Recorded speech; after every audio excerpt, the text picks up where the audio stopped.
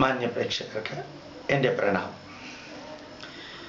വളരെയധികം കാലമായി ഇങ്ങനെ ഒരു സന്ദേശം നൽകണമെന്ന് വിചാരിച്ചിട്ട് കേരളത്തിലെ മഹാബലിയെക്കുറിച്ചുള്ള ഒരു വിവരണമാണ്. മാവേലി നാടുവാണിടും കാലം മനുഷ്യരെല്ലാവരും ഒന്നുപോലെ എന്ന നല്ല മലയാളത്തിലെ ഒരു കവിത പ്രാർത്ഥന പോലെ പലരുടെയും മനസ്സിലുണ്ടായിരുന്നു. അത് വലിയൊരു സന്ദേശവും നൽകുന്നുണ്ട്. മാവേലി എന്ന വാക്ക് ഉണ്ടായത് മഹാബലി എന്നുള്ള വാക്കിൽ നിന്നാണെന്ന് തോന്നുന്നു. മഹാബലി എന്ന കഥാപാത്രം അതൊരു കഥാപാത്രമാണ്. കഥാപാത്രം മഹാഭാരതത്തിൽ അവസാന ഭാഗത്തിൽ നിറഞ്ഞു നിൽക്കുന്നു. അതേപോലെ ഭാഗവതത്തിലും മഹാബലി സങ്കല്പം നല്ലോണമുണ്ട്. വിഷ്ണുവിൻ്റെ ഭക്തനായ നല്ല കരുണാധേയ തുടങ്ങിയ ഉള്ള വളരെയധികം നന്മ നിറഞ്ഞ ഗുണങ്ങളുള്ള പ്രഹ്ലാദൻ്റെ മകനാണ് മഹാബലി. പ്രഹ്ലാദൻ്റെ പൗത്രനാണ് മഹാബലി. ആ മഹാബലിയും വാമനനുമായിട്ടുള്ളത് പുരാണ കഥയുടെ ഭാഗമാണ്. ഏതൊരു അഹങ്കാരമുള്ള വ്യക്തി എത്ര നന്മ നിറഞ്ഞവനാണെങ്കിലും താൻ മറ്റെല്ലാത്തിനെയും വെല്ലാനും കീഴടക്കാനും വേണ്ടി മുമ്പോട്ട് പോയാൽ എത്ര നന്മ നിറഞ്ഞവനായാലും അയാളെ പ്രകൃതി തന്നെത്താനെ നിയന്ത്രിക്കുമെന്നുള്ളതിന് തെളിവാണ് മഹാബലിയുടെ കഥ എന്ന് പറയുന്നത്.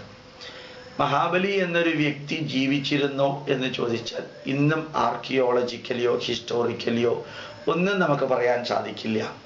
അങ്ങനെ ജീവിച്ചിരിക്കണമെന്ന് നിർബന്ധമൊന്നുമില്ല. എന്നാലേ നമ്മൾ ഇതുപോലെയുള്ള കാര്യങ്ങൾ ആഘോഷിക്കുന്നെന്ന് പറയണമെന്ന് നിർബന്ധമൊന്നുമില്ല. അപ്പം നിങ്ങൾക്ക് തീർച്ചയായിട്ടും മനസ്സിലാക്കാം, ധാരാളം സങ്കല്പങ്ങൾ ഭാരതത്തിലുണ്ട്. ഇതിലേറ്റവും ഉദാത്തമായൊരു സങ്കല്പമാണ് എല്ലാത്തിനെയും നന്മ കൊണ്ട് അല്ലെങ്കിൽ നല്ല കർമ്മം കൊണ്ട് കീഴടക്കി മറ്റു പലതിൻ്റെയും ബാലൻസ് പോലും ഇല്ലാതെയാക്കുന്ന ഒരവസ്ഥ. അങ്ങനെയും ചിലപ്പോൾ സംഭവിക്കാറുണ്ട്. നമ്മൾ വളരെ നല്ലോണം നോക്കിയാൽ അറിയാൻ സാധിക്കും. ധർമ്മപുത്രർ നല്ല മനുഷ്യനാണ്, പക്ഷെ അദ്ദേഹത്തിന് ഒരു കുഴപ്പമുണ്ടായിരുന്നു. എന്തായിരുന്നു? ചൂതുകളിയിൽ അസാധാരണമായ ആസക്തി. വിവരിക്കാൻ സാധിക്കാത്ത അത്രയും ആസക്തി ചൂതുകളിയിൽ ഉണ്ടായിരുന്നു. ധർമ്മപുത്രർ നല്ല വ്യക്തിയാണെങ്കിലും അത് തന്നെയാ പാണ്ഡവന്മാർക്കും കുന്തിക്കും എല്ലാം കാട്ടിൽ പോയിട്ട് 10-13 വർഷം ജീവിക്കേണ്ടി വന്നത്. അതുപോലെയാണ് മഹാബലിക്ക് എല്ലാ നല്ല ഗുണങ്ങളും ഉണ്ട്. പക്ഷേ മറ്റ് നന്മകളെ എല്ലാം കീഴടക്കി ഒരു ഏകാഗ്രമായ ഏകഭാവത്തോടു കൂടിയ നന്മ മാത്രം ഒരാളിൽ മാത്രം നന്മ ഉണ്ടാക്കാം, മറ്റു നന്മകളെ എല്ലാം നശിപ്പിക്കുക എന്ന് പറഞ്ഞാൽ എങ്ങനെ ശരിയാവുക?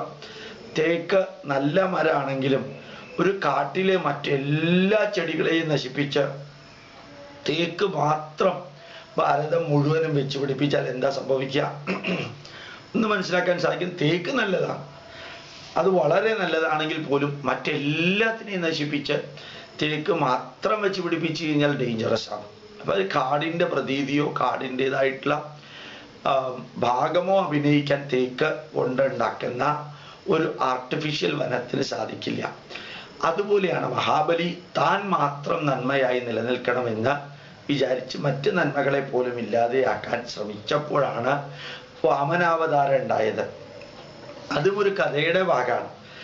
പക്ഷെ ആ മഹാബലി ശരിക്കും മഹാവിഷ്ണു തേജസ്സുള്ള വ്യക്തിയാണ്, രാജാവാണ്.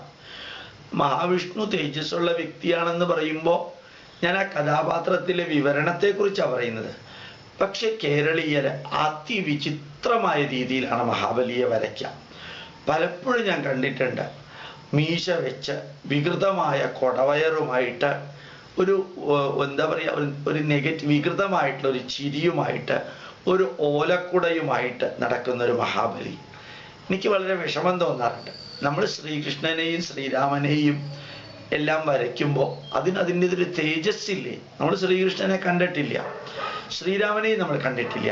പക്ഷെ വരയ്ക്കുമ്പോൾ ഒരു തേജസ്സില്ലേ? നമ്മൾ വരയ്ക്കുമ്പോൾ ഭീഷ്മരെ ഇങ്ങനെയാ കഥാപാത്രമായിട്ട് മഹാഭാരതം സീരിയലിൽ അവതരിപ്പിച്ചത്.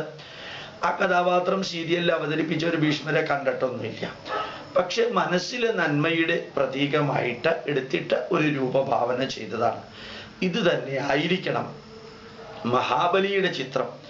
വിഷ്ണു തേജസ്സുള്ള ഒത്ത ശരീരത്തോടു കൂടിയ, മന്ദസ്മിതത്തോടു കൂടിയ, കയ്യില്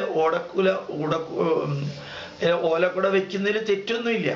പക്ഷെ അതൊരു വികൃതമായിട്ടുള്ള ഒരു എന്താ പറയുക, ഒരു വികൃതമായിട്ടുള്ള രൂപത്തിന് കാരണമാകാത്ത വിധത്തില് നമ്മളുടെ കയ്യിൽ, ആരുടെയെല്ലാം കയ്യിൽ മഹാബലിയുടെ നല്ല രൂപഭാവന നൽകിയിട്ടുള്ള ചിത്രം നമുക്ക് അപ്ലോഡ് ചെയ്യാൻ സാധിക്കുമോ, വെബ്സൈറ്റിൽ ഇന്റർനെറ്റിൽ അപ്ലോഡ് ചെയ്യാൻ സാധിക്കുമോ, അതെല്ലാം അപ്ലോഡ് ചെയ്യാം. അപ്പൊ അടുത്ത ഓണക്കാലത്തിന് മുമ്പ് എല്ലാവരും ഈ കൊടവയറും വികൃതമായിട്ടുള്ള മുണ്ടും ഒരു കറുത്ത ഇടത്ത് നിന്ന് വലത്തോട്ട് പൂണൂലിടേണ്ടതിന് പകരം വലത്ത് നിന്ന് ഇടത്തോട്ട് പൂണൂലിട്ട കുറെ വികൃതമായ രൂപങ്ങളും എല്ലാം നൽകി ഫ്ലക്സ് അടിക്കുന്നതിന് പകരം നല്ല ചൈതന്യവത്തായ മഹാബലിയെ വരയ്ക്കാൻ നമുക്ക് സാധിക്കട്ടെ എന്ന് പറയും.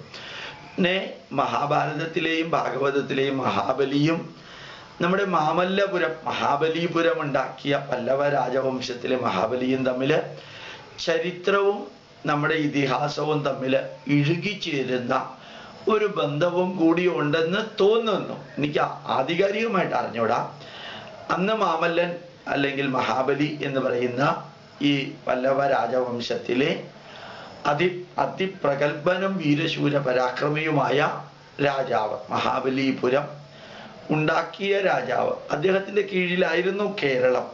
അപ്പൊ അങ്ങനെ ഒരു ചരിത്രവും വേണമെങ്കിൽ ബന്ധിപ്പിക്കാം. അങ്ങനെ ചരിത്രം ബന്ധിപ്പിച്ചില്ല എന്നുള്ളതുകൊണ്ട് കുഴപ്പമൊന്നും വരാൻ പോണില്ല.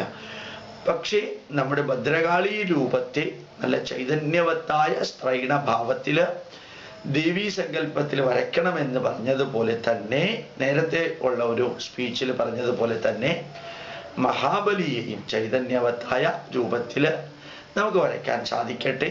ധാരാളം നല്ല ചെറുപ്പക്കാര് നമ്മുടെ ഭാരതീയ പൈതൃകത്തെ ബുദ്ധിക്കും യുക്തിക്കും ശാസ്ത്രത്തിനും നിരക്കുന്ന വിധത്തില് പഠിച്ച് പ്രചരിപ്പിച്ച് ഇമെയിലും ഇന്റർനെറ്റും വഴിക്ക് ജനങ്ങളിൽ വിഷയങ്ങളും വിവരങ്ങളും എത്തിക്കുന്നുണ്ട്. അവരോടെല്ലാം പറയുന്നു, നമുക്ക് നന്മയിലേക്ക് തിരിച്ചു വരാനുള്ള ഒരു വഴി കണ്ടെത്താം. ഇത്രയും പറഞ്ഞുകൊണ്ട് എൻ്റെ വാക്കുകൾ അവസാനിപ്പിക്കുന്നു. പ്രണാമം, നമസ്കാരം.